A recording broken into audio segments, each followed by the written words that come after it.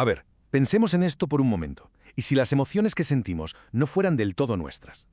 ¿Qué pasaría si cada sentimiento, da igual si es la mayor de las alegrías o la tristeza más profunda, tuviera en realidad un origen espiritual? Hoy vamos a darle una vuelta a una perspectiva que la verdad es fascinante. Una que coloca nuestras emociones en un plano totalmente distinto, que va mucho más allá de lo que nos dice la psicología. Y es que esa es justo la pregunta clave que lo mueve todo hoy. Vamos a plantearnos esto. ¿Y si la alegría, la tristeza, la ira, no fueran simplemente reacciones químicas en el cerebro? ¿Y si, en cambio, fueran señales? Una especie de conexión directa con una realidad espiritual que nos está rodeando constantemente. Vale. Para desgranar bien esta idea, vamos a ir paso a paso. Primero, veremos qué significa eso de que una emoción tenga un origen espiritual.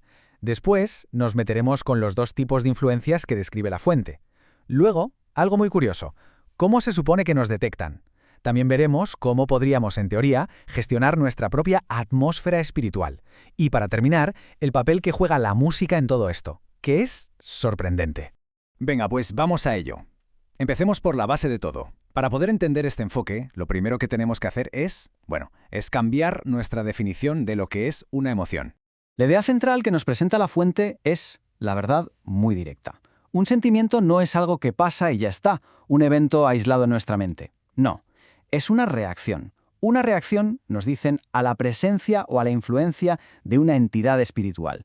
Y claro, es una idea que si uno se para a pensarla, lo cambia absolutamente todo.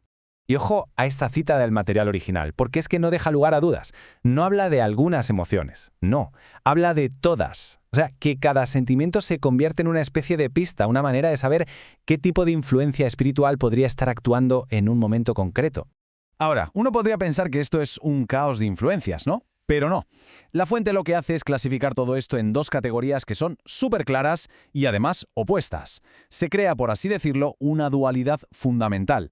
Y aquí es donde se pone interesante. Fijaos en cómo se traza este mapa de emociones. Por un lado, tenemos sentimientos como el amor, la paz, el gozo, y estos se atribuyen a la influencia del Espíritu de Dios.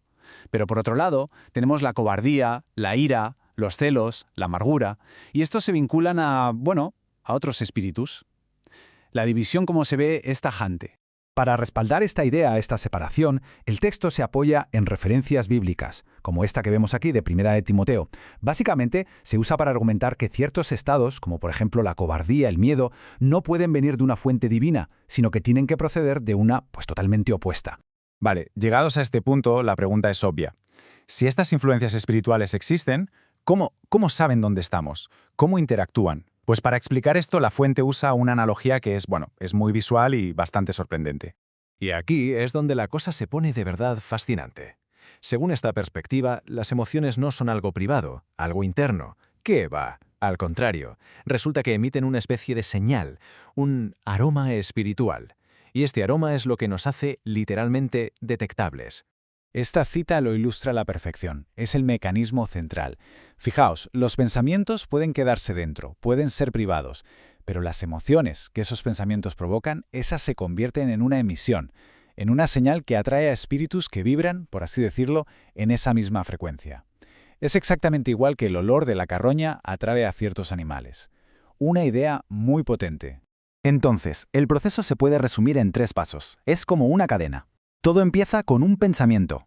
A lo mejor uno se pone a recordar una pérdida, por ejemplo. Ese pensamiento provoca un sentimiento, en este caso, tristeza. Y es justo ese sentimiento, esa tristeza, la que actúa como un faro. En ese momento la persona se vuelve visible y atrae a un espíritu que se corresponde con esa emoción. Claro, si las emociones nos hacen detectables, la pregunta que nos hacemos todos es, ¿y se puede hacer algo? ¿Estamos a merced de esto? Pues bien, según la fuente, la respuesta es un sí rotundo. De hecho, se plantea que es posible gestionar activamente todo este entorno espiritual. ¿Y cómo se hace eso? Pues la fuente propone acciones muy concretas, muy deliberadas. No se trata de sentarse a esperar a que a uno le venga la alegría. No.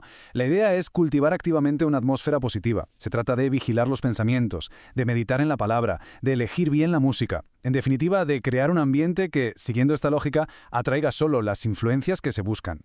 Aquí la palabra clave es proactividad. Se insiste muchísimo en esto. El gozo, la paz, no son cosas que simplemente pasan, no son estados pasivos. Hay que provocarlos. Es una elección consciente, un acto de voluntad para básicamente cambiar la señal que se está emitiendo al mundo espiritual.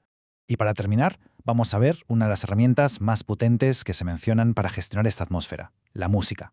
Porque la función que se le da aquí es, bueno, es muy particular.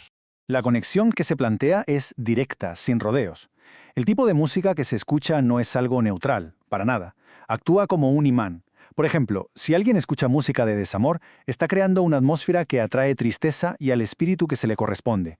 En cambio, la música de alabanza generaría un ambiente de gozo y de paz, atrayendo la presencia de Dios. Y esta idea, para mí, es quizás la más rompedora de todo el planteamiento. Le da la vuelta por completo al propósito de la música de alabanza, porque no se ve como una ofrenda que se hace para Dios, sino como un mecanismo para cambiar algo dentro de la persona que canta o escucha. Aquí está la pieza que cierra el puzzle. Según esta visión, lo que atrae la presencia divina no es si la canción es bonita o si se canta bien, no. Es el estado interior que esa música consigue generar. Un espíritu quebrantado, nos dice la fuente, un estado de humildad. Y es esa humildad provocada por la música la que se convierte en la verdadera señal. Eso es lo que se busca. Y con esto terminamos. Toda esta perspectiva que hemos explorado hoy nos deja con una pregunta final, una pregunta que resuena bastante.